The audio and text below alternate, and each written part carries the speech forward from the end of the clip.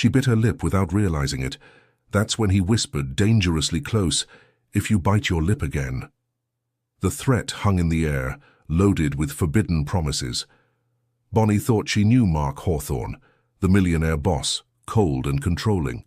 But when the mask started to fall, she discovered he didn't just command an empire, he wanted to command her too. And the most unsettling part, a part of her wanted to surrender. If this story touched your heart, subscribe to the channel, leave your like and become a member to get early access to upcoming stories. And if you felt it was really worth listening to, also click the super thanks button. Your support makes all the difference and helps us continue bringing stories that move you. The air conditioning hummed softly, but it couldn't dispel the suffocating heat that filled the conference room. Bonnie Harper stood before the enormous tempered glass table, her fingers trembling slightly as she held a black folder. On the other side, Mark Hawthorne watched her with an indecipherably serene expression, the kind of calm that precedes devastating storms. She tried to swallow, but her throat was too dry. His cologne, something between noble wood and subtle spices, invaded her senses even from meters away. It was a scent she had learned to recognize instantly. Power, control, and something indefinable that made her heart race every time he entered a room. "Explain to me again," he said, his voice deep and controlled, each syllable pronounced with cutting precision, how a $20 million deal simply fell apart in less than 48 hours. Bonnie felt the weight of his gaze. Those steel-gray eyes didn't blink, didn't look away. It was like being dissected by an emotional X-ray. She opened her mouth, but the words refused to come out. Instead, her teeth found her lower lip, an unconscious habit, a release valve for the nervousness consuming her. Mark leaned back in his leather chair, his long fingers interlaced on the table. He wore a charcoal-gray suit that seemed to have been tailored specifically to highlight the width of his shoulders, the impeccable line of his posture. There wasn't a wrinkle, not a thread out of place. He was the personification of absolute control. And then he saw her bite her lip. "If you bite your lip again, Bonnie." His voice dropped an octave, becoming almost a dangerous whisper. She froze. Her heart was beating so hard she was certain he could hear it. The sentence hung suspended in the air, incomplete, but loaded with an unspoken promise. Or was it a threat? Bonnie couldn't tell. All she knew was that the way he pronounced her name, slow, deliberate, almost intimate, made her skin tingle. She began, trying to regain some control over the situation. The other party backed out at the last moment.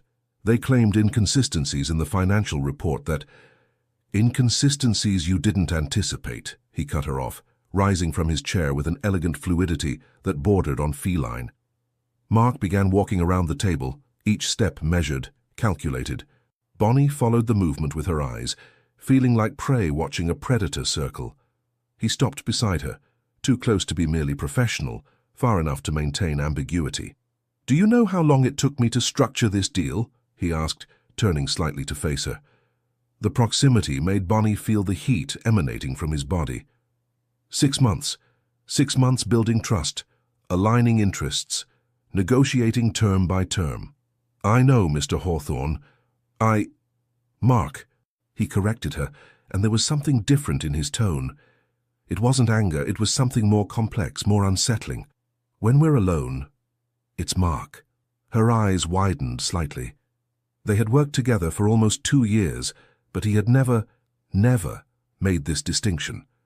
In the office, in meetings, at corporate events, she had always been instructed to maintain formality. And now, in this moment of maximum tension, he was breaking his own rule. "Mark," she repeated, testing the name on her lips. It felt strangely intimate, almost forbidden. He smiled. It wasn't a kind smile. It was the kind of smile a poker player shows when he has all the right cards in hand. "Better," he murmured, and then walked to the enormous window that offered a panoramic view of the city. The lights of the buildings were beginning to turn on as twilight took over the sky. "Do you know why I chose you for this negotiation, Bonnie?" She hesitated. The truth? No. She had never fully understood. There were more experienced people on the team, negotiators with decades of practice, and yet Mark had insisted she lead. "Because you believe I could do it," she answered, more a hope than a certainty.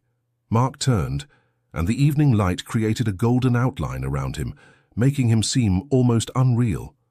"No," he said simply, "because I wanted to see how you'd react under pressure, how you'd handle failure." The words fell like stones. Bonnie felt the ground move beneath her feet. He had planned this from the beginning. "You set me up to fail?" Her voice came out hoarser than intended, loaded with a mixture of anger and disappointment.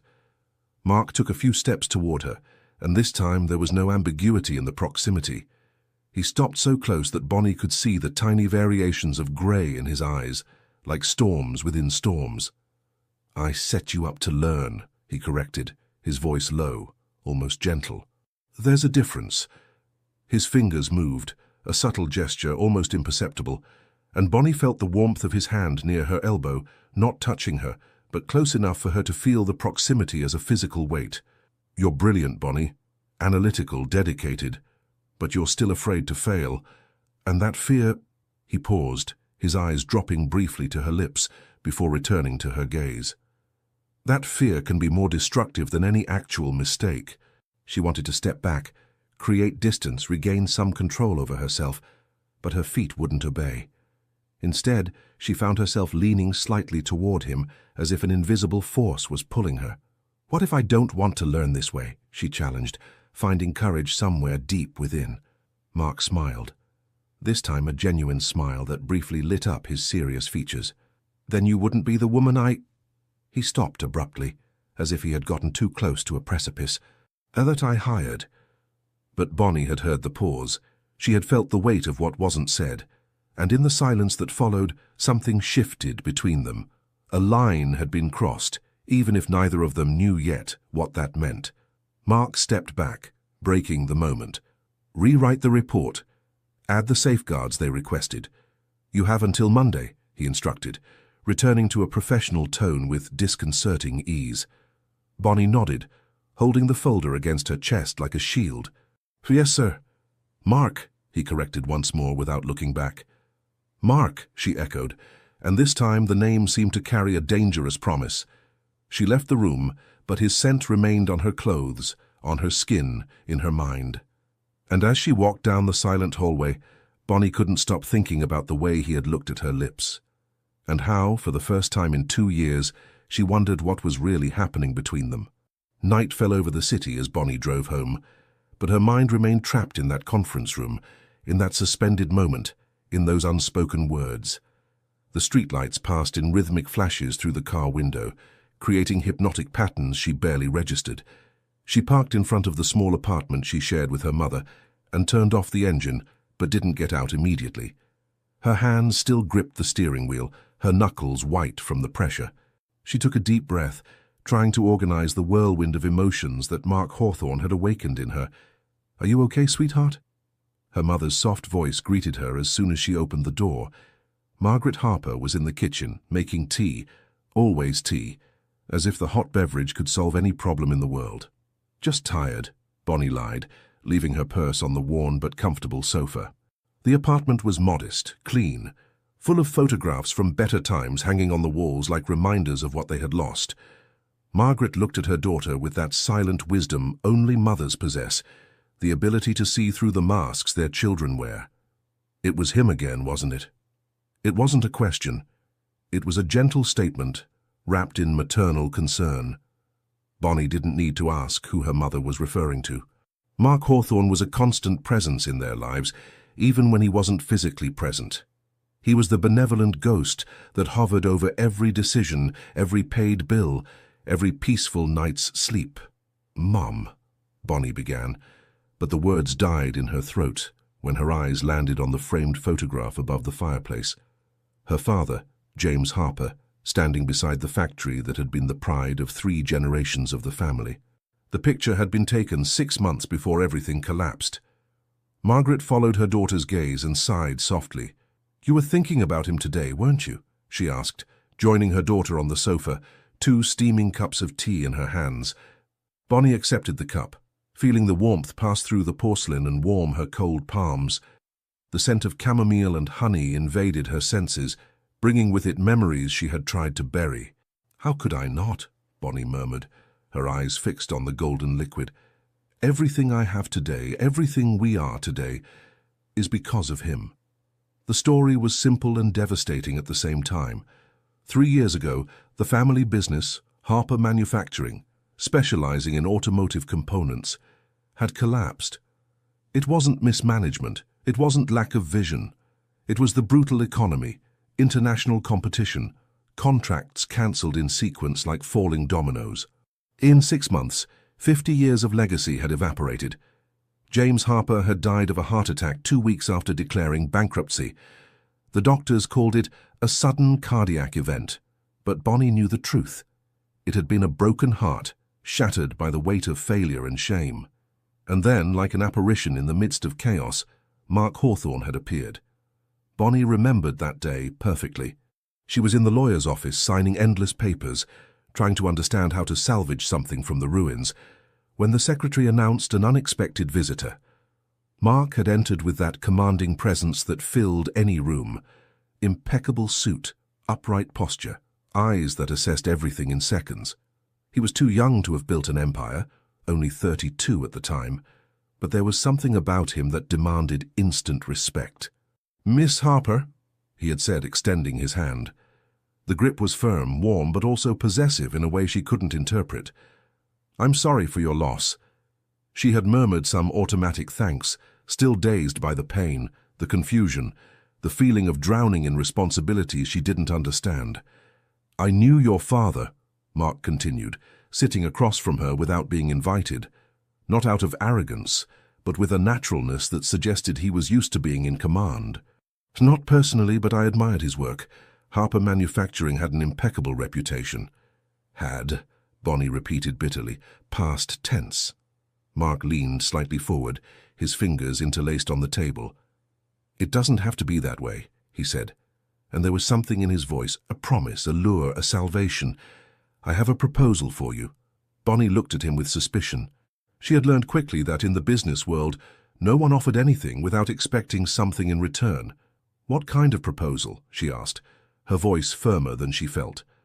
Mark smiled, that enigmatic smile she would come to know so well. "Work for me. Hawthorne Enterprises is expanding into the automotive sector. I need someone who understands the industry from the inside, someone with the experience and knowledge you have." "I don't have corporate experience," Bonnie objected. "I worked at the family business, it's different." "You have something more valuable than corporate experience," Mark countered. "You have passion, loyalty, and an emotional debt to this sector that will make you work harder than any Harvard MBA. Bonnie frowned. "And what do you get out of this?" "An exceptional employee," he answered without hesitation, "and the satisfaction of knowing I'm helping to preserve the legacy of a man I respected." It sounded too noble. Bonnie didn't believe for a second it was that simple. "And my mother?" she asked. "The medical debts, the bills, the mortgage on the house that's about to be foreclosed?" Mark didn't blink. "All included in the package," he said calmly. "Consider it a signing bonus. I take care of the debts, you take care of business." It was too generous, too suspicious, and yet Bonnie had no choice. "Why are you doing this?" she whispered, her eyes burning with unshed tears. Mark studied her for a long moment, and for the first time something beyond professionalism appeared on his face, something almost like vulnerability. "Because I know what it's like to lose everything," he said simply. "And I know what it's like to not have anyone offer a hand when you're drowning." She had signed the contract that same day. "Bonnie?" Margaret's voice brought her back to the present. "You're crying, sweetheart." Bonnie touched her face and realized that silent tears were streaming down her cheeks. She wiped them away quickly, embarrassed. "Sorry, Mum. Just remembering." Margaret squeezed her daughter's hand tenderly. "He was very kind to us," she said softly. "Mr. Hawthorne. We had nowhere to go and he—" "I know," Bonnie interrupted, her voice rough. "I know. But that was exactly the issue, wasn't it? Gratitude was a golden chain. Beautiful, valuable, but still a chain. And for the past 2 years, Bonnie had felt its weight in every decision, in every interaction with Mark. She owed him everything, and he never, ever let her forget it. Not with words, but with looks, with gestures, with that constant and inescapable presence. "You like him, don't you?" Margaret asked suddenly with that frightening maternal perception. "What? No, he's my boss, Mom. He saved our family. That's not... I can't..." "I didn't ask if you should," Margaret said gently. "I asked if you like him." Bonnie fell silent, the tea cooling between her hands, because the answer was yes. Yes, she liked him. She liked the way he challenged her. She liked the intensity in his eyes. She liked how he always seemed to see her, really see her, when everyone else looked through her. But she also feared him. She feared the control he exercised. She feared the unpayable debt. She feared what would happen if she crossed the invisible line between gratitude and desire. "He scares me, Mum," Bonnie finally admitted in a low voice. Margaret nodded as if she understood perfectly. "The best men always do," she said with a sad smile, "because they have the power to transform us completely." Bonnie looked at her mother, seeing for the first time the woman behind the maternal role, someone who had also loved, lost, survived. "What if I don't want to be transformed?" she whispered. "Then," Margaret said softly, "maybe you already have been." The words echoed in the silence of the small apartment, mixing with memories of the past and uncertainties about the future. And out there, somewhere in the city, Mark Hawthorne was probably still in his office, working late, controlling his empire. Controlling everything. Including, Bonnie feared, her very heart. The following 3 months slipped by like sand through fingers, imperceptible in the moment, but accumulating into something significant when Bonnie finally stopped to observe. Mark Hawthorne hadn't mentioned the failed negotiation again. In fact, he rarely mentioned failures. Instead, he simply was present. Always. In every meeting, in every decision, in every moment of Bonnie's workday, like an elegant and inescapable shadow. It was a grey Monday when she began to notice the patterns.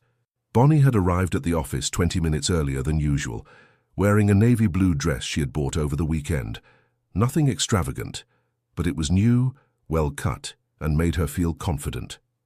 She was organizing files for the morning meeting when she felt that familiar presence. "Bonnie!"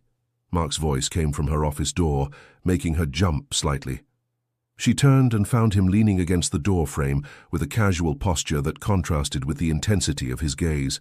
He wore a graphite suit with a burgundy tie, impeccable as always, but there was something different in the way he observed her, as if he were cataloguing every detail. "Good morning, Mark," she responded, trying to ignore how her heart raced whenever he appeared unexpectedly.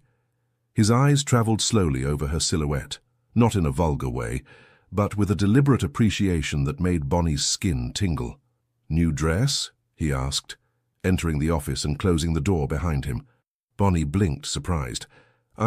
Yes, I bought it on Saturday." Mark nodded, approaching her desk with those measured steps that always seemed calculated to create anticipation. "Navy blue is a good choice," he commented, stopping on the other side of the desk. "It conveys confidence without being aggressive, but—" He paused, tilting his head slightly, and Bonnie felt like a painting being evaluated by a demanding critic. "But," she echoed, her voice coming out lower than intended. "But you don't need gimmicks to have presence, Bonnie," Mark said softly. "You already have it naturally." The compliment should have been pleasant. Instead, there was something possessive in the way he delivered it, as if he were reminding her that he had noticed, he had approved, he had an opinion about what she wore. "Thank you," she murmured, not knowing what else to say.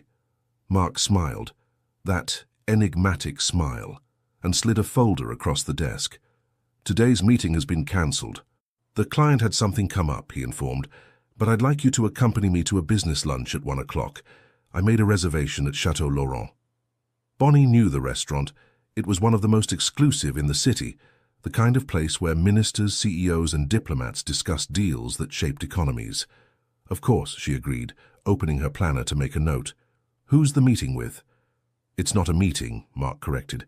"It's an introduction. I want the right people to know who you are." There was something in the way he said, "the right people," that made Bonnie frown slightly. "What people?" Mark was already heading toward the door, but stopped and looked back, the hallway light creating a halo around his silhouette. "The ones who need to understand that you're with me," he said simply, and left before she could fully process the meaning of those words. Chateau Laurent was even more impressive inside than Bonnie had imagined. Crystal chandeliers hung from the high ceiling, reflecting golden light onto tables covered with white linen tablecloths. The air smelled of truffle, expensive wine, and discreet power.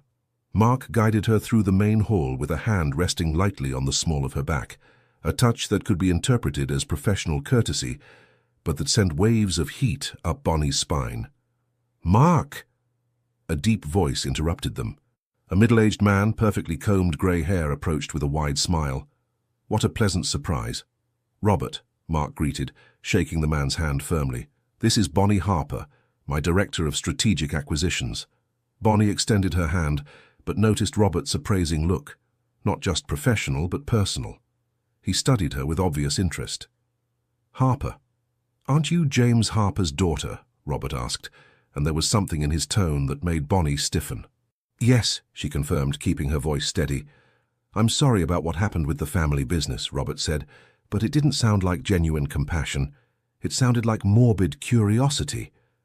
It must have been devastating. Before Bonnie could respond, she felt Mark's hand tighten slightly on her waist, a subtle but unmistakable gesture. "Bonnie is one of my best acquisitions," Mark interrupted, his voice cutting despite the friendly tone. "She completely restructured our automotive expansion strategy. Actually, Robert, you should seriously consider my partnership proposal. With her expertise, we could triple your market share in Asia in 18 months. The conversation changed direction immediately, and Bonnie realized how Mark had skillfully diverted attention from her to business, protection, or control. The scene repeated itself 3 times during lunch. Different executives, same dynamic. Mark introduced Bonnie with possessive pride, deflected invasive personal questions, dominated conversations that threatened to put her in an uncomfortable position. When they finally sat at the reserved table, Bonnie couldn't contain the question any longer. "Why did you do that?" she asked in a low voice, watching Mark taste the wine the sommelier had brought. "Do what?" he countered, but there was a knowing gleam in his eyes. "Protect me. Deflect the questions about my father, about the bankruptcy." Mark set down his glass and leaned slightly toward her, his voice dropping to an intimate tone that seemed to wrap around her like silk. "Because they don't have the right to use your pain as social entertainment," he said simply. "You're not a corporate conquest trophy to be displayed. You're—" He stopped, and for the first time, Bonnie saw genuine hesitation on his face. "I'm what?" she pressed, her heart racing. Mark held her gaze for a moment that seemed to stretch eternally. "Mine," he said finally, so low that Bonnie almost didn't hear it. The air between them became charged. Bonnie should have felt offended, objectified, but instead she felt something completely different, a wave of heat that started in her chest and spread like liquid fire. "I don't belong to anyone," she whispered. But even to her own ears, it sounded more like a question than a statement. Mark smiled. Not that professional smile, but something darker, more real. "No?" he murmured, extending his hand across the table and lightly touching her fingers. "Then why are you trembling?" Bonnie looked at their fingers. He was barely touching her, just the tips of his fingers brushing hers, but it was as if an electric current ran through every nerve ending. She began, but didn't know how to finish the sentence. Mark slowly withdrew his hand, leaving a cold emptiness where it had been. "You don't need to answer now," he said, returning to sip his wine as if nothing had happened. "But think about it, Bonnie. Think about who's really been making decisions in your life for the past 2 years. Think about who's always there, watching, guiding, protecting." He paused, his eyes fixed on her with an intensity that left her breathless. "Think about who you allow to do that." Lunch continued. Exquisite dishes, polite conversation about mergers and acquisitions, but Bonnie barely registered it. Mark's words echoed in her mind like warning bells. Control. He was talking about control, and the most frightening part, she wasn't sure she wanted to resist. Bonnie didn't notice when it started happening. Maybe it was too gradual, like the tide rising so slowly that you only notice when the water already covers your feet. It was a Friday night when the realization hit her with full force. Sarah Martinez, her best friend since college, had called for the 3rd time that week, and for the third time, Bonnie had declined the invitation to go out. "Bon, you've cancelled all our plans for the past 2 months." Sarah's voice sounded hurt through the phone. "Is everything okay? Is it work?" Bonnie was in her apartment, still wearing the suit she had worn to the office, papers scattered across the dining table. It was almost 9 at night. "I'm just busy, Sarah, you know how it is. The company is expanding and Mark needs me to—" "Mark needs," Sarah interrupted, and there was something sharp in her tone. "It's always Mark needs. Mark needs you to stay late. Mark needs you to review contracts on weekends. Mark needs you to cancel personal plans." Bonnie felt a pang of irritation. "It's not like that. He's my boss. I have responsibilities." "You had responsibilities before, too," Sarah retorted. "But you still had a life, you still went out, you still laughed. When was the last time you did something just because you wanted to, Bon? Not because he asked or because you feel obligated?" The silence that followed was heavy. Bonnie opened her mouth to argue, but the words didn't come. Because Sarah was right, wasn't she? "I have to go," Bonnie finally murmured. "Sorry, Sarah." She hung up before her friend could respond, and the silence of the apartment wrapped around her like a suffocating embrace. When had been the last time she really went out? Not for corporate events or business dinners, but to have fun, see a movie, dance, simply live. Monday brought a new revelation. Bonnie was in the company cafeteria, getting coffee, when she heard laughter coming from a table in the back. She recognized the voices, Jennifer and Michael, from the marketing team. She started walking toward them, thinking about joining in when she realized they were talking about plans for happy hour after work. "Hey," she greeted with a smile, approaching. "You guys going out today?" Jennifer's smile faltered. Michael exchanged a quick look with his colleague. "Oh, Bonnie. Yes, just a small thing. Nothing major," Jennifer said quickly, her voice sounding strangely high-pitched. "Can I join you guys?" Bonnie asked, trying to ignore the strange feeling in her stomach. Another exchanged look, another second of hesitation that lasted too long.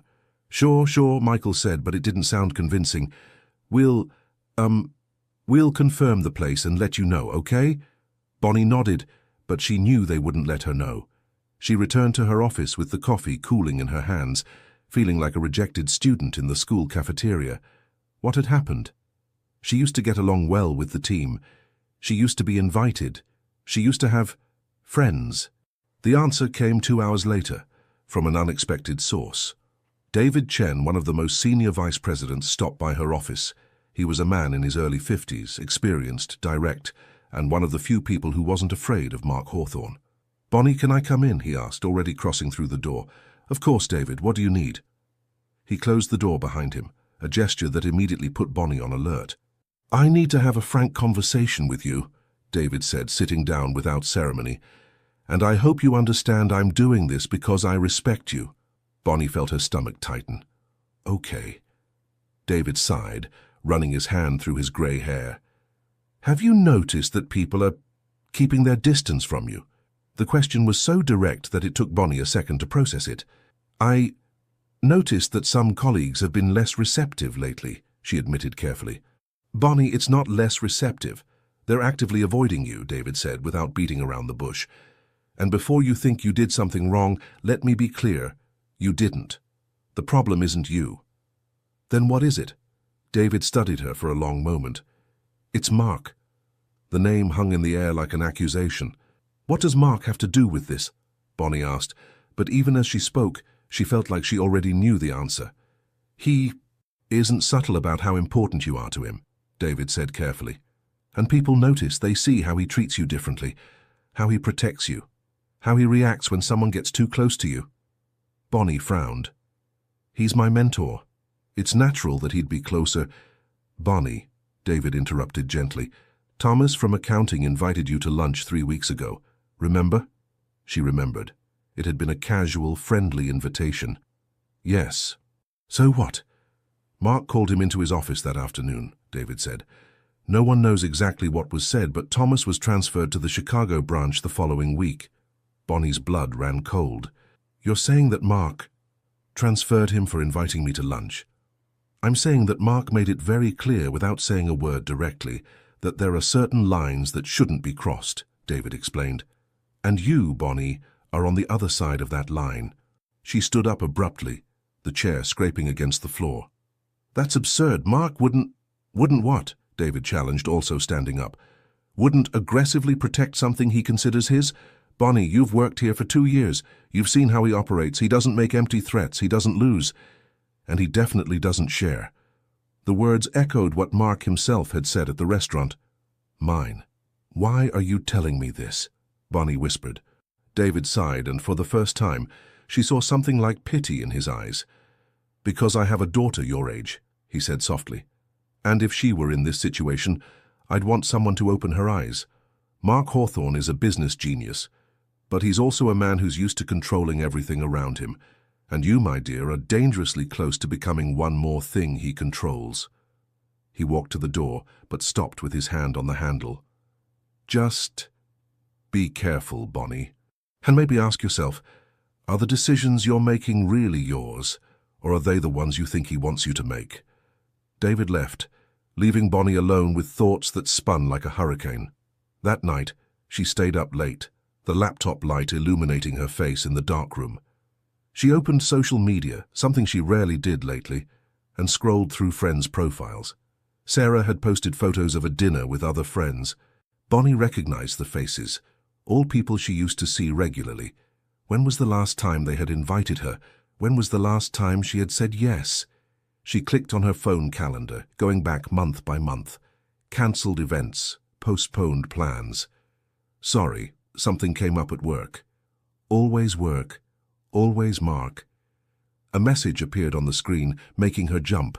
Mark Hawthorne. Still awake? Bonnie looked at the clock. 12:15 a.m. How did he know? Her fingers hovered over the keyboard. Part of her wanted to ignore it. Another part, and that treacherous part that warmed up every time he was near, wanted to respond. Bonnie. Finishing some reports. Mark. You work too hard. The irony almost made her laugh out loud. Bonnie. Learned from the best. 3 dots appeared, indicating he was typing. Then they stopped. Started again. Stopped again. Finally, Mark. Lunch tomorrow. Just the 2 of us. Not business. It's necessary. Bonnie looked at the message, her heart beating faster. She should say no, she should create distance. She should regain control of her own life. But her fingers were already typing. Bonnie. Okay. The response came immediately. Mark. Good girl. And Bonnie didn't know if the heat that ran up her spine was anger or something completely different. The lunch never happened. The next morning, Mark sent a short and direct message. Change of plans.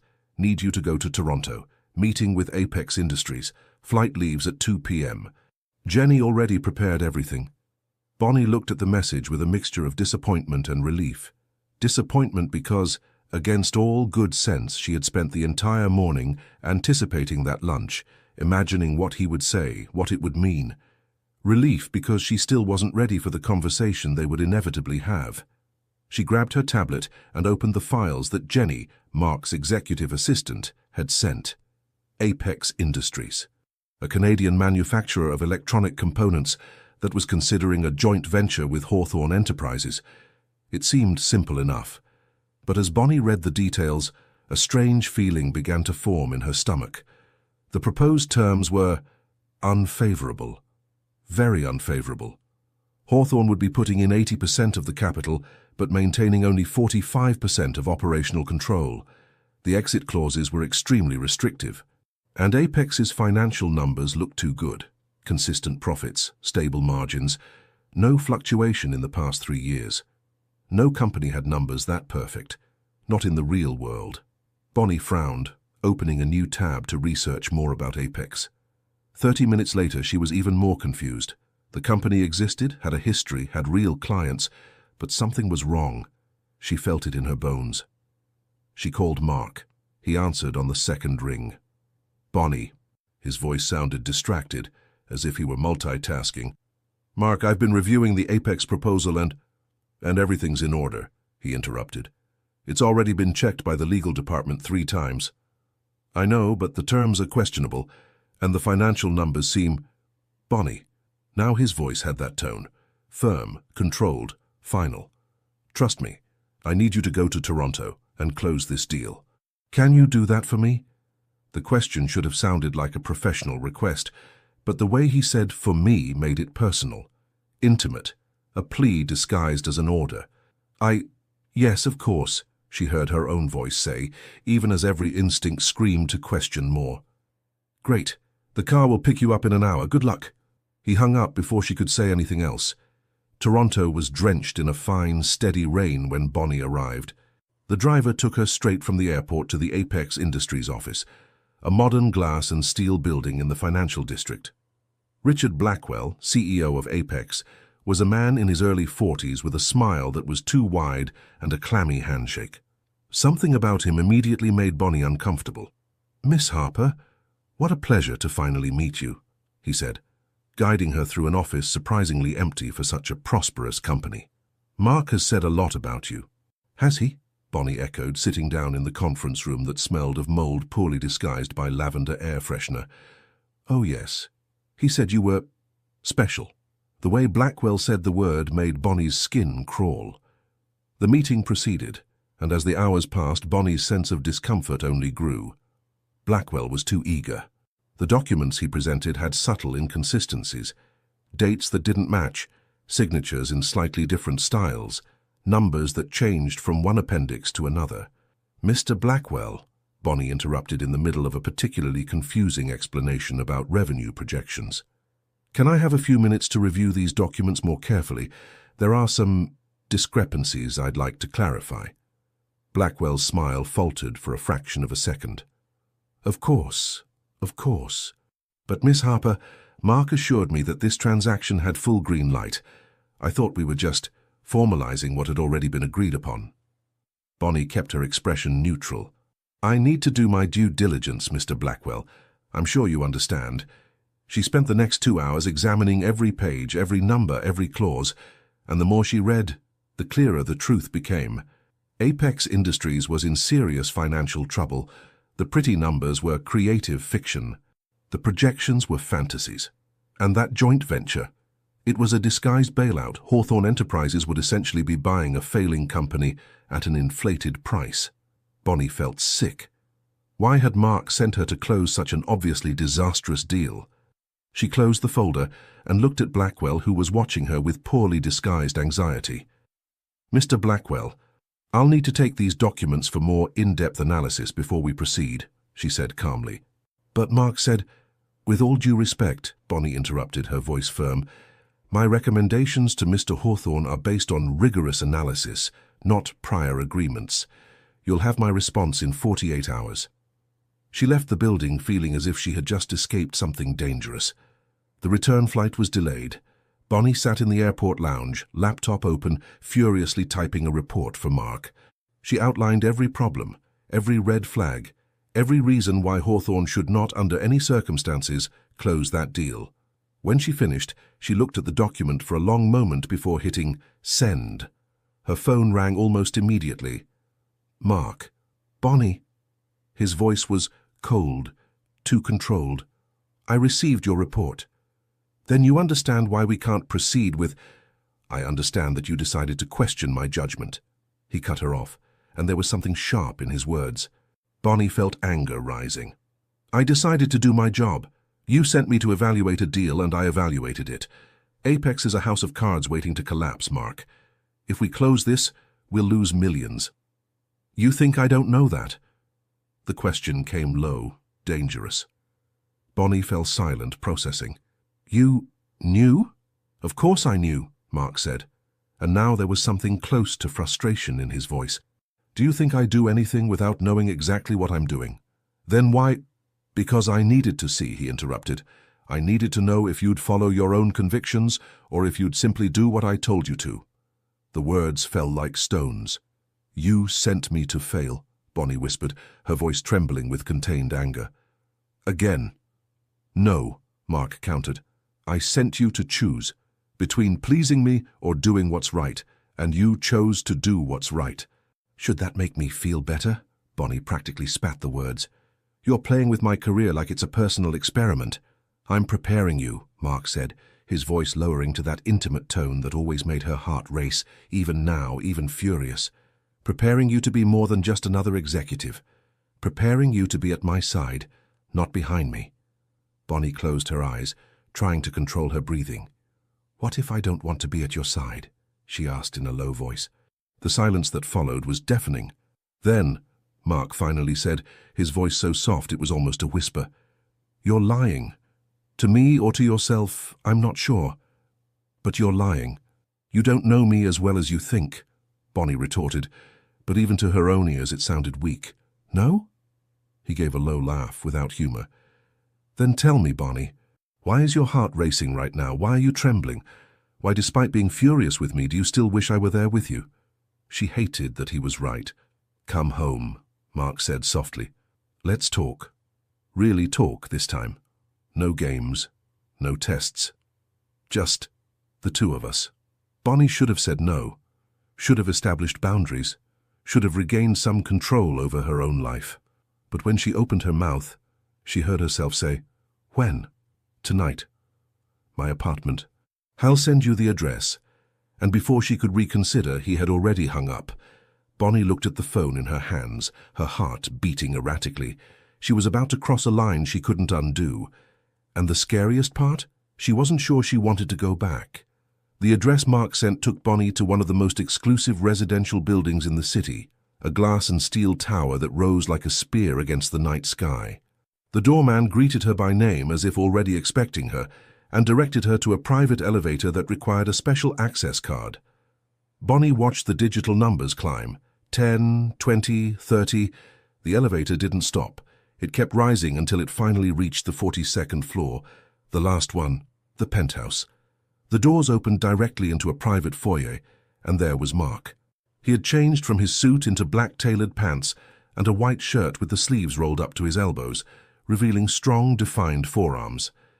His bare feet on the Italian marble floor created an image of informality Bonnie had never seen in him, vulnerable in a strangely intimate way. "You came," he said softly, as if part of him hadn't been sure she would. "You knew I would," Bonnie countered, stepping out of the elevator. Her heels clicked against the marble, echoing in the spacious area. Mark smiled, not that professional smile, but something smaller, more real. "Knowing and hoping are different things," he said, gesturing for her to enter. The apartment was stunning. Floor-to-ceiling windows offered a 360-degree view of the glittering city below. The decor was minimalist, but each piece clearly chosen with obsessive care. Contemporary art on the walls, Italian designer furniture, an enormous bookshelf filled with books that looked actually read, not just decorative. "Wine?" Mark asked, already walking toward an elegant dark wood bar. "Why not?" Bonnie murmured, leaving her purse on a charcoal-colored sofa that probably cost more than her car. She watched him pour 2 glasses of a red wine that looked old and expensive, his movements precise, almost ritual. When he turned and walked toward her, extending one of the glasses, Bonnie noticed how the soft ambient light highlighted the line of his jaw, the intensity of his grey eyes. "To the truth," Mark said, raising his glass. "To the truth," Bonnie echoed, and they both drank. The wine was complex, notes of dark cherry, spices, something earthy that lingered on the palate. Bonnie didn't know about wines, but she knew how to recognize quality when she tasted it.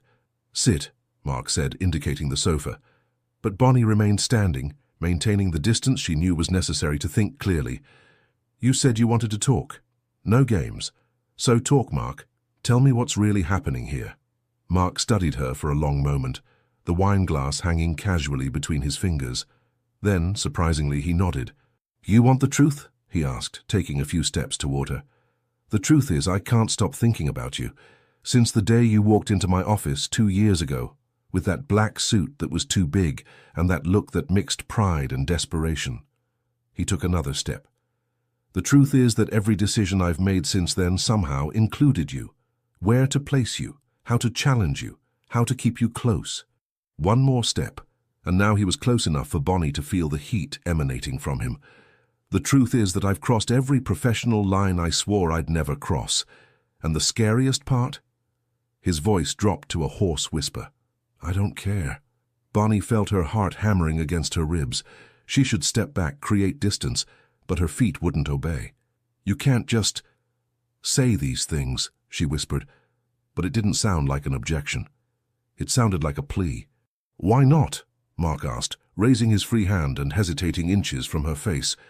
"Why can't I be honest about what I feel?"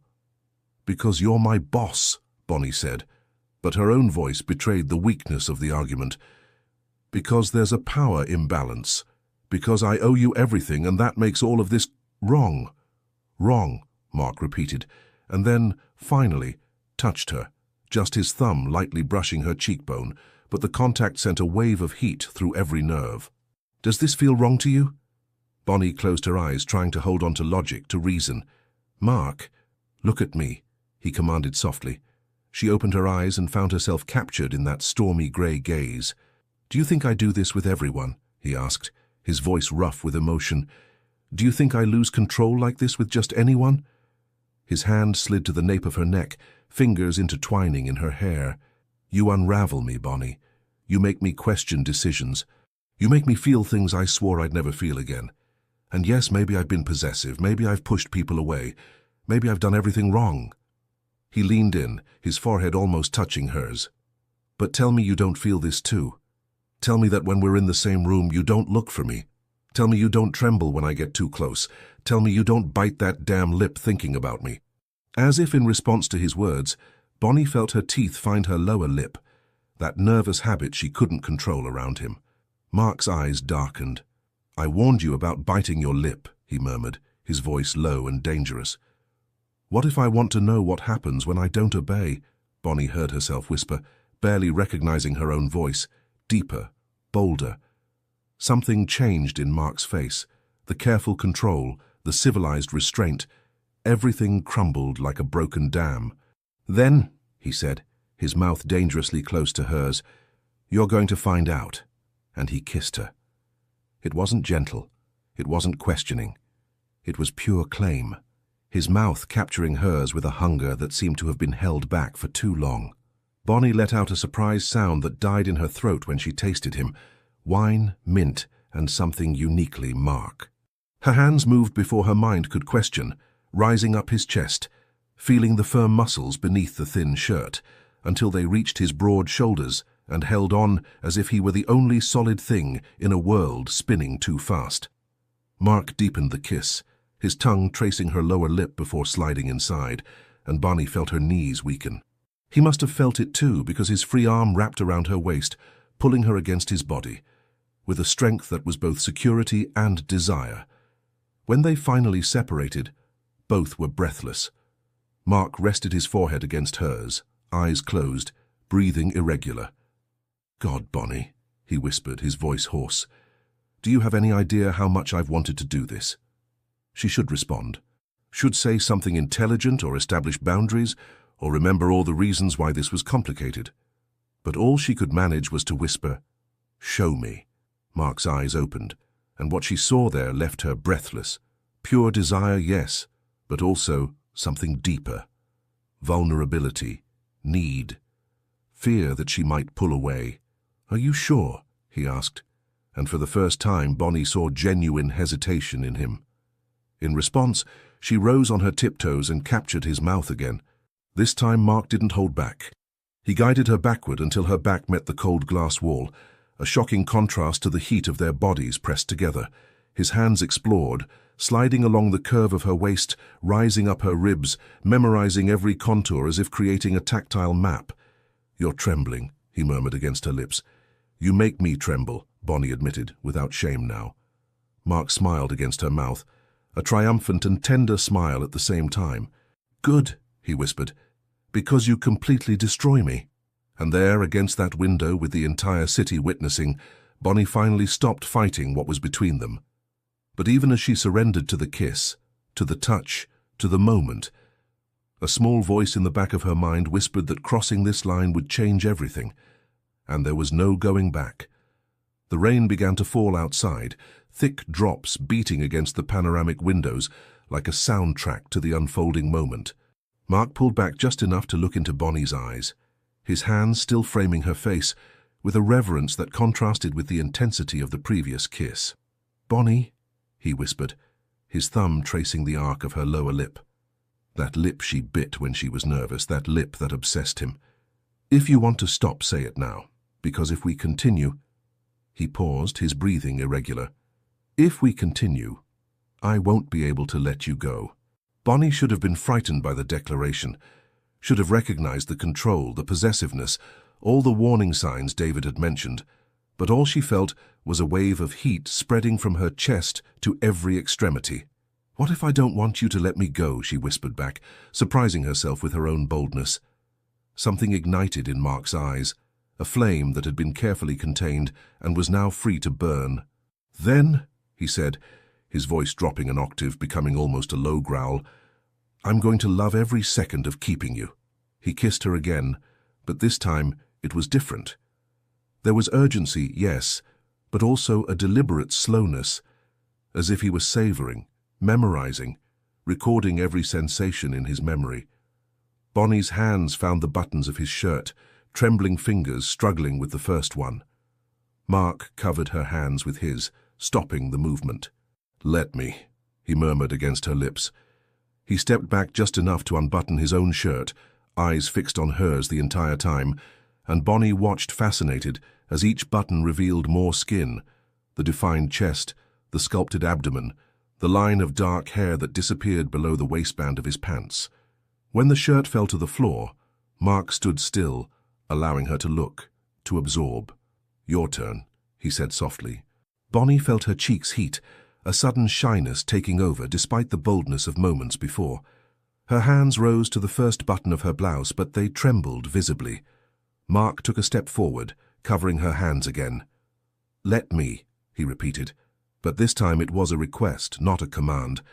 He unbuttoned her blouse with torturous slowness, his fingers brushing her skin with each movement, sending shivers throughout her body.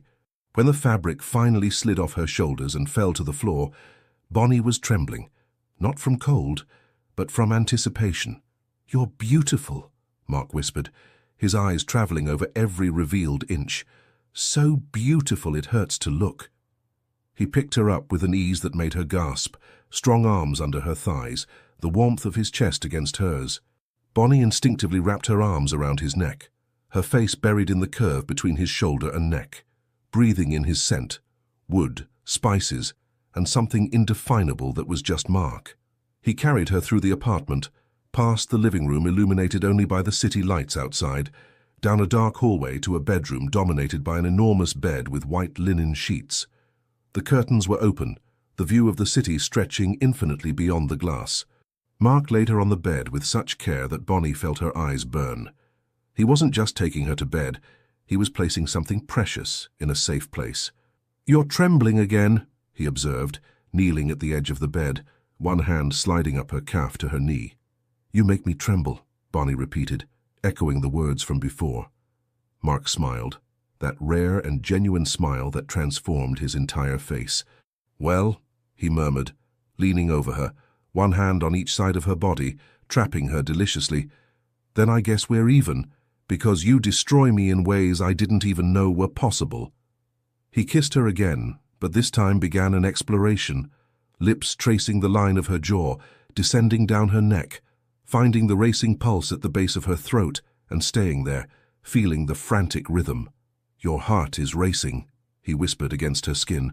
"Your fault," Bonnie responded, breathless.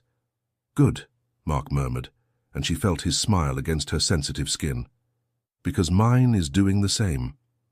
To prove it, he took her hand and placed it over his chest, in the same position where she felt her own racing pulse. And it was true. Mark's heart was beating as fast as hers, an uncontrolled drum under her palm. "You do this to me," he confessed, his eyes meeting hers in the semi-darkness. "You always have, since the first day." Bonnie slid her hand from his chest to the nape of his neck, pulling him closer. "Then stop talking," she whispered against his lips, "and show me." And Mark obeyed. His hands explored with a reverence that made Bonnie feel worshipped, fingers tracing invisible patterns on her skin, memorizing every curve, every sigh she let out. He touched her as if she were something rare and precious, but there was an underlying urgency that said he too was on the verge of losing control. "Tell me you want this," Mark whispered, his lips brushing her earlobe. "I need to hear you say it." "I want this," Bonnie answered without hesitation, I want you, Mark. I want this. I want everything. Something broke in him, the last thread of restraint snapping. But even in the urgency there was care. Even in the desire there was tenderness. He undressed her slowly, each piece of clothing removed with reverence, his lips following the path of his hands, kissing every inch of revealed skin. Bonnie arched under his touch, fingers tangling in his hair, pulling, guiding. When finally there were no more barriers between them, Mark paused, looking at her with an intensity that made Bonnie feel as if he were seeing directly into her soul. "You're beautiful," he said again, but this time there was something broken in his voice and pure vulnerability. "And you're mine." It should have sounded possessive. It should have set off all the alarms. But all Bonnie felt was a shiver of pure desire. "Then show me," she challenged softly. "Show me what it means to be yours." And Mark showed her. He held her as if she were something fragile and precious, but also with a strength that said he would never let her escape. Each movement was deliberate, each touch loaded with meaning.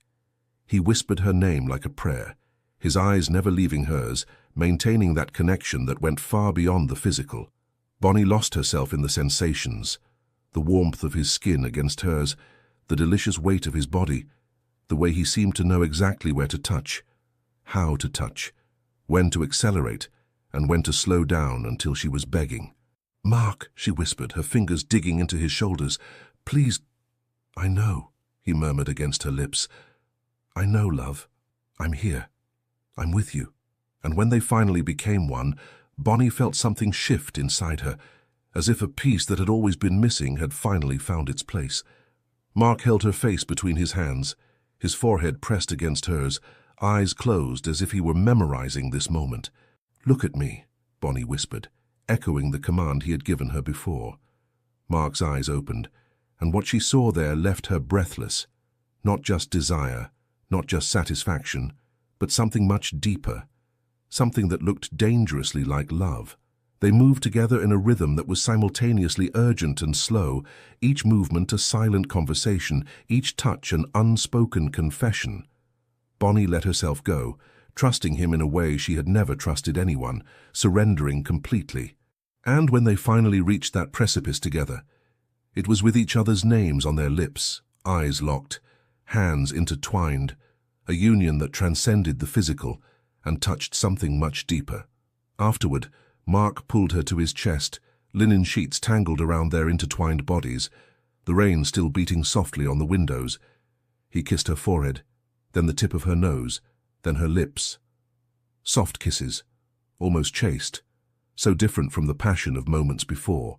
"How you affect me in a way no one else can," Mark confessed in the semi-darkness, his fingers playing with strands of her hair. Bonnie smiled against his chest, her hand tracing lazy patterns over his ribs. "Maybe you just need to stop trying to control everything," she suggested gently. Mark gave a low laugh, a sound Bonnie rarely heard, genuine and disarmed. "Maybe," he agreed, kissing the top of her head. "Or maybe I just need to learn to share control with the right person." "And am I the right person?" Bonnie asked, lifting her face to look at him. Mark held her gaze, and there was no hesitation when he answered, "You're the only person." And in that moment, wrapped in sheets and silence, with the city glowing outside as a witness, something changed irrevocably between them. But in the back of Bonnie's mind, a small voice whispered, "And now, what happens when the sun rises?" Bonnie woke to the soft morning light filtering through the glass curtains, creating golden patterns on the white sheets. For a moment, disoriented, she didn't recognize where she was. The ceiling too high, the bed too large, the silence too deep to be her small apartment. Then memory returned like a wave. Mark. Last night. Everything. She turned her head and found him already awake, propped up on one elbow, watching her with an intensity that should have been disconcerting, but instead sent a familiar warmth through her body. "How long have you been watching me?" she whispered, her voice still hoarse from sleep. "Not long enough," Mark replied, reaching out to brush a strand of hair from her face. "Never long enough." The gesture was so tender that Bonnie felt her chest tighten. This was a side of Mark Hawthorne she suspected existed, but had never seen. Disarmed, vulnerable, human. "Do you sleep?" she asked, lightly touching the dark shadows under his eyes. "Not much," he admitted, capturing her hand and kissing her palm. "The mind doesn't shut off easily when you spend your life building empires." "And last night?" Bonnie dared to ask. "Did you manage to shut it off?" Mark smiled, that rare smile that transformed his entire face. "Last night," he said softly, "for the first time in years, the only thing on my mind was you." Bonnie felt something melt inside her. She should be pulling back, creating emotional distance, protecting herself. But instead, she found herself leaning toward him, capturing his lips in a slow and sweet kiss, so different from the frantic urgency of the previous night, but equally potent. Mark responded immediately, his hand sliding to the nape of her neck, deepening the kiss with a satisfied sigh. When they separated, both were smiling. "Breakfast?" he offered, "or would you rather stay in bed all day?" Bonnie laughed, light, genuine, free. "Tempting, but I'm sure we both have work."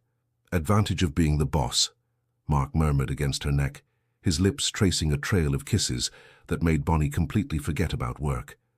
"I can decide that today is a holiday."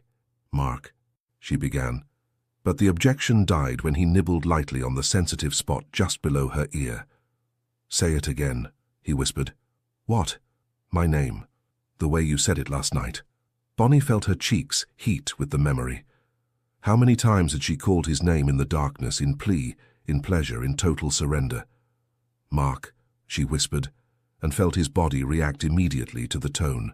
"God, Bonnie," he murmured, rolling to be over her, arms on either side of her body, looking down at her with a mixture of desire and something dangerously close to adoration. "Do you have any idea of the effect you have on me?" "Show me," she challenged, echoing the words from the night before. And Mark showed her. This time it was different, slower, more deliberate.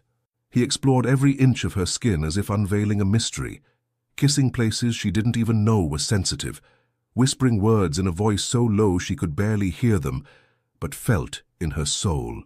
"You're so beautiful here," he murmured, kissing the inside of her wrist, feeling her racing pulse. And here, another kiss on the curve of her neck, and here, descending down her collarbone. Bonnie arched under the attention, fingers tangling in his hair, pulling him closer, and simultaneously trying to escape from the intensity of the sensations. "No," Mark whispered, capturing her wrists and gently pinning them above her head with one hand. "Don't run from me, not now." "I'm not running," Bonnie protested, but they both knew it was a lie. "You are," Mark said softly, his eyes fixed on hers. "Because this scares you." "It scares me too." The raw honesty in his voice made Bonnie stop struggling. "What do we do then?" she whispered. Mark kissed her gently, releasing her wrists so he could hold her face between his hands. "We stop fighting," he said simply. "We stop pretending this isn't exactly what we both wanted from the beginning. We stop hiding behind professionalism and logic and all the excuses we invented to keep our distance." "What if it goes wrong?" Bonnie asked, the vulnerability naked in her voice. "What if it goes right?" Mark countered. He moved then, slow and deliberate, keeping his eyes fixed on hers, and Bonnie felt herself drowning in that stormy grey intensity. There was nowhere to hide, no way to pull back. He saw her completely, every fear, every desire, every part of her she tried to keep protected. "Stay with me," Mark whispered, not just a physical request, but emotional. "Not just now, not just in this bed. Stay with me for real." Bonnie should have hesitated, should have asked for time, space, clarity, but all she could do was whisper, "Yes." And with that word, something was sealed between them, an unspoken promise that went far beyond the present moment. They moved together in perfect synchrony, each movement a silent conversation, each touch a confirmation. Mark whispered her name like a prayer, his hands memorizing every curve, every sigh she released becoming stored knowledge. When they finally reached that peak together, it was with open eyes, intertwined hands, each other's names on their lips, a union that sealed something much deeper than any contract or agreement could. Much later, when they finally got out of bed, Mark insisted on making breakfast. Bonnie sat on the counter of the modern kitchen, wearing only his white shirt that reached mid-thigh, watching him prepare pancakes with surprising competence. "You cook?" she asked, genuinely surprised. I have many hidden talents, Mark replied with a mischievous smile, flipping a perfectly golden pancake. I'm starting to realize that, Bonnie murmured, and when their eyes met, they both smiled with a new complicity. Mark served the pancakes on fine porcelain plates, added fresh fruit and honey, and then joined her at the counter, their knees touching as they ate.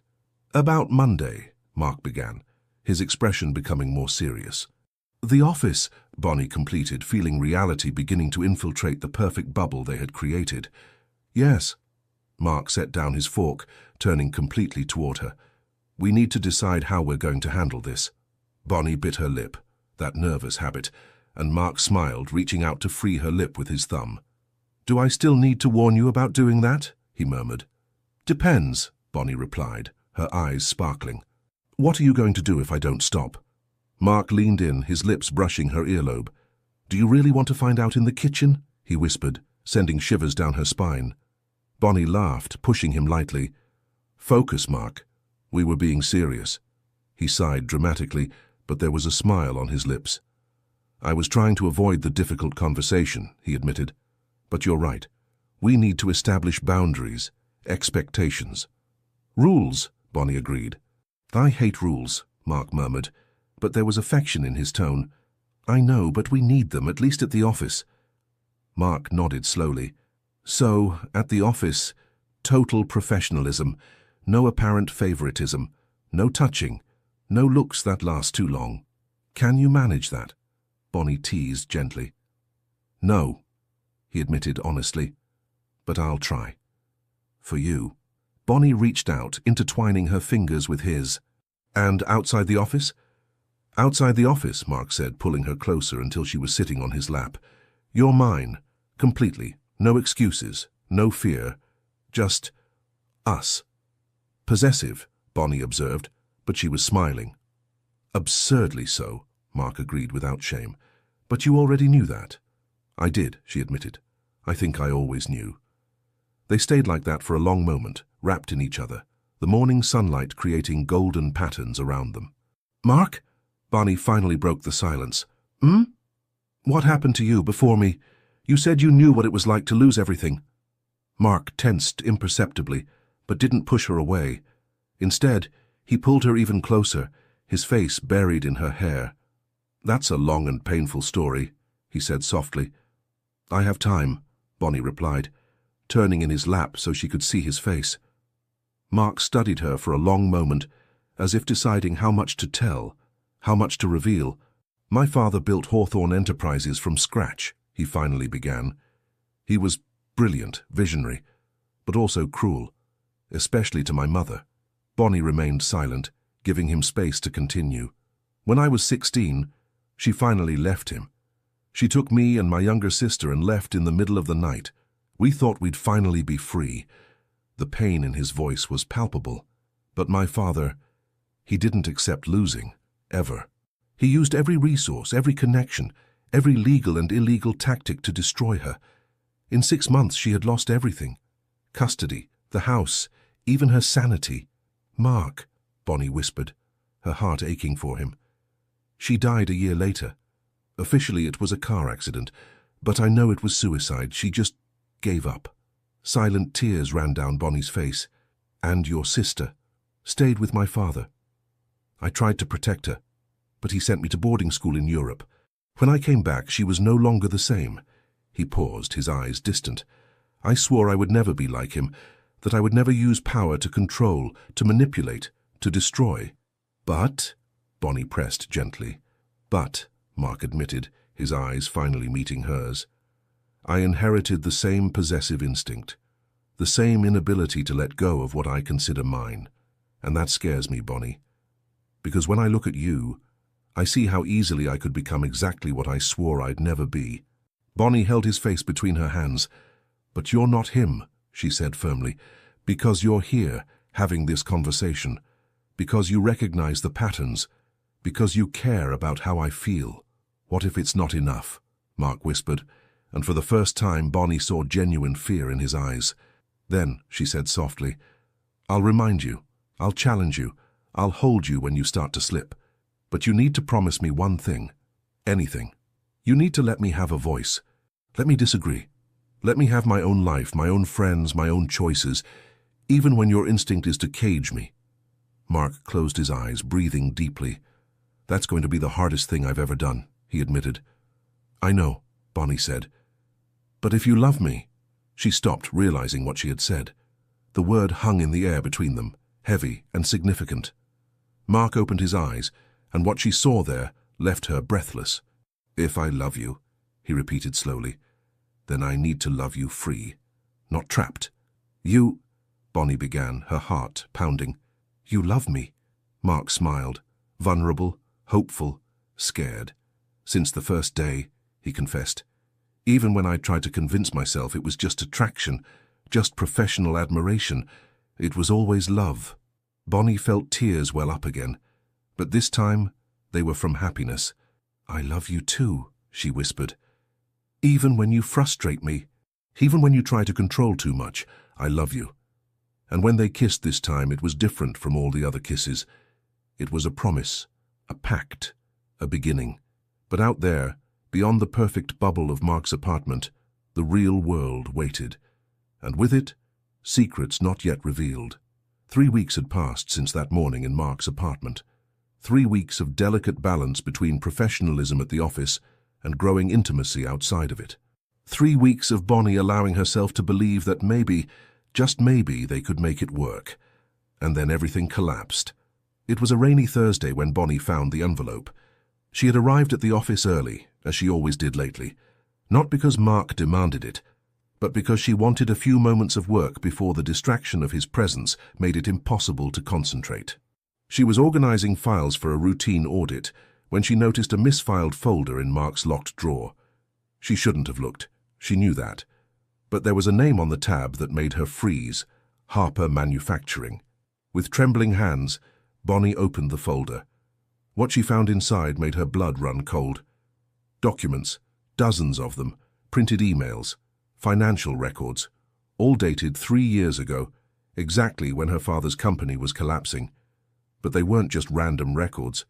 They were instructions, strategies, a meticulously elaborated plan. Bonnie's hands trembled as she read, each word piercing like a blade. Cancel contracts with Harper Manufacturing's key suppliers. Offer predatory prices to Harper's main clients. Spread rumors about financial instability. No, this couldn't be real. But it was there, in black and white. Emails from Mark to intermediaries, bank transfers. Non-compete contracts offered to Harper Manufacturing's best employees weeks before the bankruptcy. Everything orchestrated, everything planned. Mark hadn't saved her family. He had destroyed her father's company, and then appeared as the savior. Bonnie felt sick. Her hands dropped the documents, papers scattering across the floor like silent accusations. She backed up until she hit the wall, sliding down to sit on the cold floor, hugging her knees to her chest. Everything had been a lie. The office door opened, and Mark entered, smiling that private smile he reserved only for her. But the smile died when he saw the expression on Bonnie's face and the documents scattered across the floor. "Bonnie," he began, but she raised her hand, cutting him off. "Don't." Her voice came out hoarse, broken. "Don't you dare say my name right now." Mark looked at the documents, and something changed in his expression. The professional mask sliding back into place, replacing the tenderness she had learned to recognize. "You shouldn't have seen that," he said calmly. Too calmly. "You destroyed my father's company." It wasn't a question. It was an accusation. Mark closed the door behind him, locking it. The click of the lock sounded like a sentence. "It was just business, Bonnie. Nothing personal." The coldness in his voice, as if they were discussing any transaction, not the destruction of everything she loved, made something break inside her. "Nothing personal?" Bonnie gave a humorless laugh, tears streaming down her face. "You destroyed my family. My father died because of this, and then you appeared as a savior, offered me a job. You... She couldn't finish the sentence. The words refused to come out. Mark took a step toward her, but Bonnie stood up abruptly, putting the desk between them. "Don't come near me," she hissed. "Let me explain," Mark said, and for the first time there was emotion in his voice. urgency, fear. Please, Bonnie, let me explain. Explain what? How you systematically destroyed everything my father built. How you used me. How all of this, every kiss, every touch, every word of love, was part of some sick game. No! Mark practically shouted, circling the desk. Not that. Never you. What I feel for you is real, Bonnie. The only real thing in all of this. Bonnie backed away, keeping her distance. How can I believe anything that comes out of your mouth? You lied about everything. I didn't lie about loving you, Mark said, his voice breaking. I never lied about that. But you lied about how we met, about why you offered me the job, about everything that preceded this. Bonnie felt anger growing, hot and purifying. You owe me an explanation. A real explanation now. Mark ran his hand through his hair, looking suddenly tired, defeated. Your father, he wasn't innocent, Bonnie. Don't you dare. Let me finish, Mark interrupted. Please, you asked for the truth. Let me give it to you. Bonnie crossed her arms, her whole body trembling with anger and pain, but remained silent. Mark took a deep breath. 10 years ago, my sister, Emily, was engaged. His name was David Chen. Yes, the same David who works here now. Bonnie blinked, confused by the sudden change of subject. They were young, in love, they were going to get married, but David worked for Harper Manufacturing at the time. And your father, he discovered that David was making copies of confidential documents, not to sell just because he wanted to impress Emily, prove he was good at what he did. Mark paused, the pain evident on his face. Your father could have simply fired David, could have given him a warning, but instead he criminally charged him with industrial espionage. David was arrested, spent 2 years in prison for a crime he barely committed. And Emily, his voice failed. Emily couldn't take it. She loved him.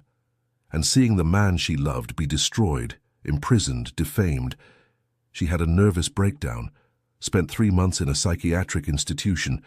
When she came out, she was a shadow of who she used to be. Bonnie felt dizzy. She vaguely remembered a scandal involving an employee years ago, but she was a child at the time, never knew the details. So you got revenge, she whispered. You destroyed my father's company to avenge your sister. Yes, Mark admitted without shame. I spent 5 years planning, waiting for the right moment. And when the economy started to falter and Harper Manufacturing started showing weakness, I struck. He took a step toward her. But then your father died. And I saw you in that office signing papers with tears streaming down your face, and I felt guilt.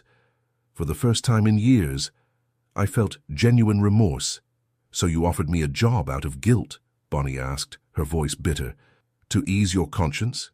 At first, maybe, Mark admitted. But then I got to know you.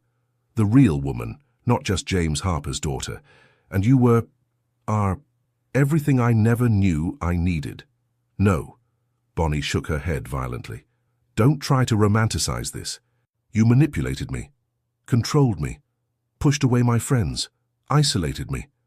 All of this was calculated. Yes, Mark said simply. And I hate myself for it. I hate myself for being exactly the man I swore I'd never be. I hate myself for hurting you. But I can't hate myself for loving you, Bonnie, because that's the only true thing in this whole mess. Bonnie felt tears burning in her eyes. You owe me everything, she whispered. My life, my mother's life. You took everything and then offered us crumbs back, making us feel grateful. I know, Mark said, and there was genuine pain in his voice. And if you want to hate me, I understand. If you want to leave, I won't stop you. But Bonnie, he approached, and this time she didn't pull back. Let me make it right. Let me do this properly. Your mother, all the debts are paid, but I can do more. The house, a savings account, anything. And you, I'll sign a transfer of 40% of Hawthorne Enterprises in your name, today, not as an employee but as a partner. Bonnie stared at him, shocked. You think you can buy my forgiveness? No, Mark said softly. I know I can't. But I can give you power. Real power. So you'll never be anyone's hostage again, not even mine. Bonnie looked at the man before her. The man who had destroyed her family, saved her family, controlled her, loved her, lied to her, been honest with her. He was pure contradiction, and she loved him and hated him simultaneously. "I need time," she finally said, her voice broken. "I need space to process all of this." "How much time do you need?" Mark asked, and there was naked fear in his voice. "I don't know," Bonnie admitted. "But I can't be near you right now. I just can't." She walked toward the door, but Mark's hand captured her wrist, gentle, not forcing, just pleading. "Bonnie, please, don't leave me without knowing if you'll come back." She looked at his fingers around her wrist, then at his face, that face she had learned to love with all its complexities and contradictions. "I will come back," she said finally, "but not for you, for me. Because I need to decide who I am outside of your shadow. I need to find out if what I feel is real or just emotional Stockholm syndrome." Mark released her wrist as if it burned. "What if you decide it's not real?" he whispered. Bonnie met his eyes, those stormy grey eyes that had hypnotized her since day one. "Then," she said softly, "you'll have to let me go. Really let me go this time. No games, no manipulation, just let me go." "What if I can't?" Mark asked, raw vulnerability in his voice. Bonnie smiled sadly. "Then you never really loved me, because loving someone means wanting what's best for them, even if what's best doesn't include you." And with those words she left, leaving Mark alone among the scattered documents. Evidence of his sins, reminders of his choices, silent witnesses to the moment when everything he built began to crumble. 2 weeks passed in a deafening silence. Bonnie had temporarily moved to Sarah's apartment, unable to bear the small space she shared with her mother, where every object carried memories of gratitude to Mark, where every conversation inevitably led to questions about him. Margaret didn't fully understand what had happened. Bonnie couldn't find words to explain the complexity of the betrayal, the love, the manipulation, the sincerity, all intertwined in a way that defied simple explanation. Sarah, to her credit, didn't judge. She just held Bonnie's hand while she cried, offered tea when words failed, and gave space when silence was necessary. Mark had respected her request for distance. There were no messages, no calls. Just an envelope delivered by mail on the 3rd day. Legal documents transferring 40% of Hawthorne Enterprises to the name Bonnie Harper, without conditions, without retraction clauses, and a handwritten note. "Because you deserve to have choice. You always deserved it. Mighty." Bonnie had stored the note in a drawer, unable to throw it away, but also unable to look at it without feeling her chest tighten. It was David Chen who finally sought her out. He showed up at the cafe where Bonnie had started working remotely, 2 cups of coffee in his hands, and an expression that mixed compassion and determination. "Can I sit?" he asked. Bonnie nodded, closing her laptop. David placed one of the cups in front of her, cappuccino the way she liked it, and sat down with a sigh. "Mark didn't send me," he said immediately. "In fact, he'd probably kill me if he knew I was here." "Then why are you?" Bonnie asked, her voice tired. "Because someone needs to tell you the rest of the story," David said. "The part that Mark will never tell because he thinks it doesn't matter. But it does." Bonnie looked at him, confused. "What part?" David took a deep breath. "You know about Emily. About what your father did to me. Mark told you that." "He did," Bonnie confirmed. "But did he tell you what happened after? After I got out of prison?" Bonnie shook her head. David smiled sadly. "I was destroyed. Criminal record, no references, nobody wanted to hire me. Emily and I had broken up.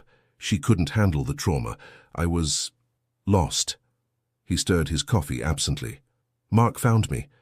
I don't know how, but he found me, and offered me a job. Good job, generous salary, opportunity to rebuild my life, no questions, no judgment. He was feeling guilty," Bonnie said, "because of Emily." "Maybe," David agreed, "but he did more than that. He paid for my therapy, helped me find lawyers to clear my record, and when Emily finally decided to try again with us, he was completely supportive. Paid for the wedding, helped us buy a house." Bonnie blinked, surprised. You got back together?" David smiled, genuine this time. "We celebrated our 6th anniversary last month. We have a 3-year-old daughter. And none of it would have been possible without Mark. He leaned forward, his expression serious.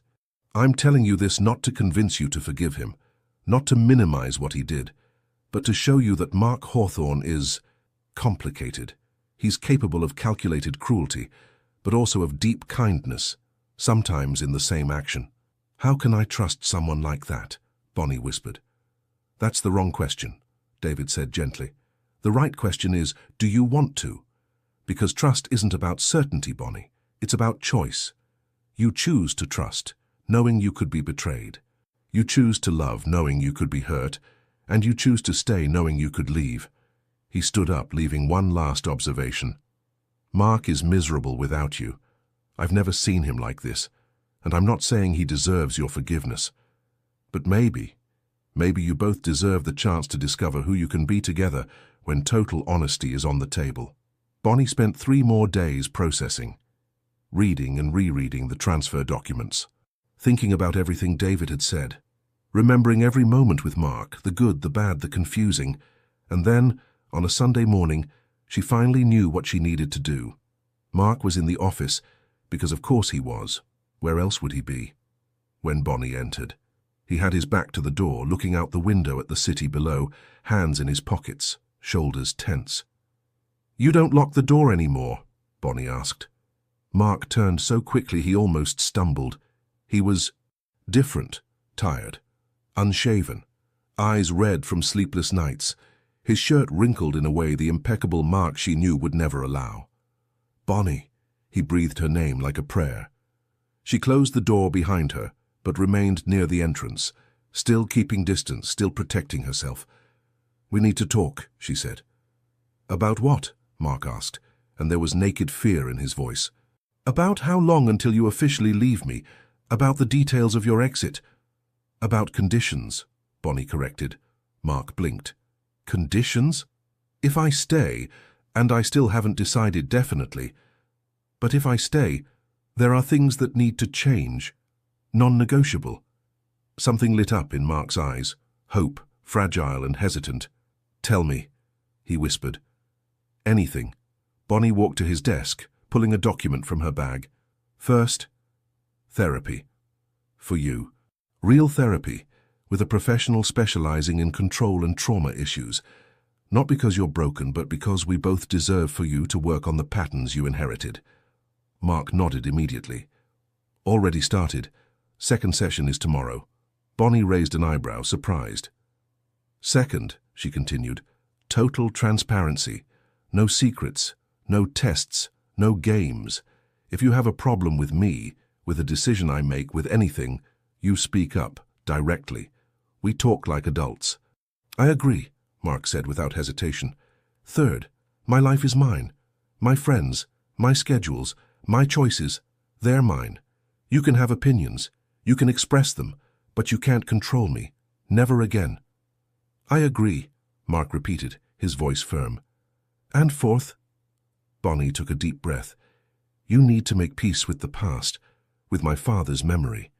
That doesn't mean forgetting what he did to David and Emily, but it means acknowledging that 2 things can be true, that he hurt people you love, and that he was also my father, and I loved him. Mark closed his eyes briefly, then nodded. I can do that, he said. I can try. Bonnie placed the document on the desk. And one last thing, non-negotiable. Whatever it is, Mark said, I keep the 40% of the company, not as a gift, as a real partner, with a voice in decisions, with real power. Because you were right about one thing. I'm never going to be anyone's hostage again, not even yours. Mark looked at the document, then at her, and for the first time in weeks, a genuine smile touched his lips. You'd be a formidable partner, he said softly. You'll drive me crazy with your objections and questions. Probably, Bonnie agreed, and felt her own lips curve slightly. Mark took a step toward her, hesitant. So, you're staying? Bonnie studied him. That complex man, flawed, capable of cruelty and kindness in equal measures. That man who had destroyed her life and then rebuilt it. That man who loved her in ways both suffocating and liberating. I'm staying, she said finally, but not out of gratitude, not out of obligation. And not because I feel trapped. She took a step toward him. I'm staying because despite everything, all the lies, manipulation, the pain, I love you. The real man. Not the perfect facade, not the powerful CEO, but the broken man who's trying to be better.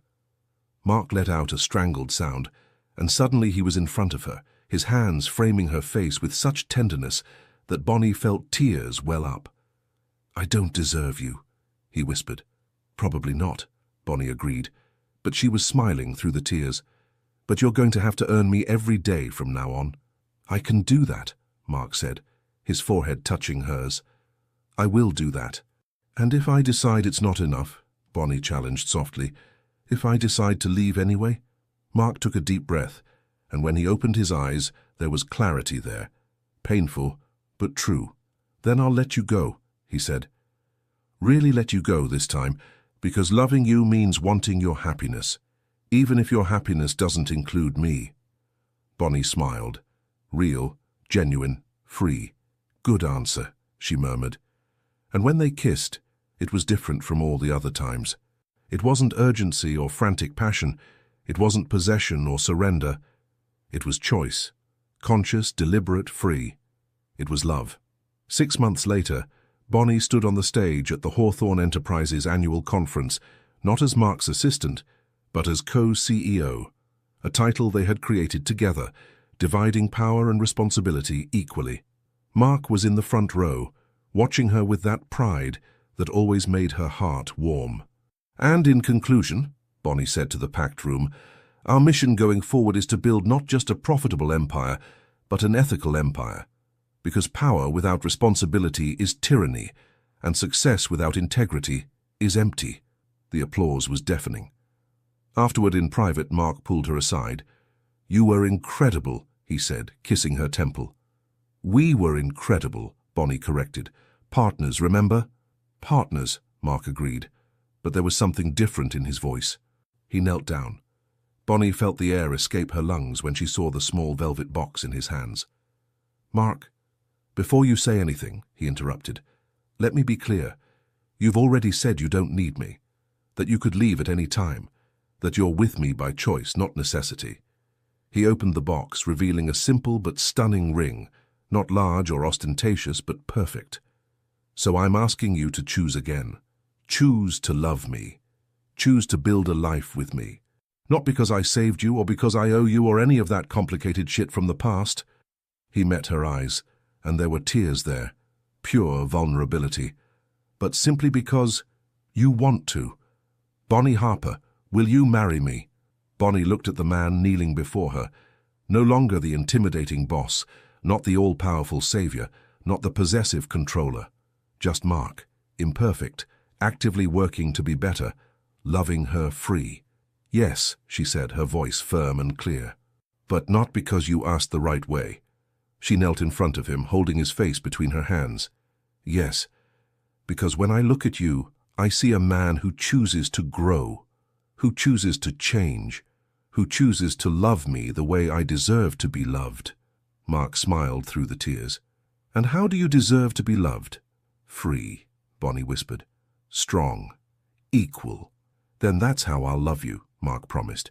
Every day, for the rest of my life. And when they kissed there, kneeling together, equal in every way, it wasn't an ending. It was a beginning. A chosen beginning. Free. True. And maybe, Bonnie thought as Mark slid the ring onto her finger, maybe that was the most powerful form of love. Not the one that binds you, but the one that frees you to choose. Every day, again and again, forever, Bonnie and Mark proved that true love isn't about control or possession. It's about conscious choice. He learned that loving isn't about trapping, but about setting free. She discovered that strength doesn't come from absolute independence, but from the courage to choose confidently, even when hurt. Together, they transformed pain into growth, secrets into transparency, and power into partnership. Sometimes the most beautiful stories are born from ruins, when two imperfect souls choose every day to build something better together. And you? Have you already chosen to love someone free? Or are you caging someone who should be flying by your side? If this story touched your heart, subscribe to the channel, leave your like, and become a member to get early access to upcoming stories. And if you felt it was really worth listening to, also click the Super Thanks button. Your support makes all the difference and helps us continue bringing stories that move you.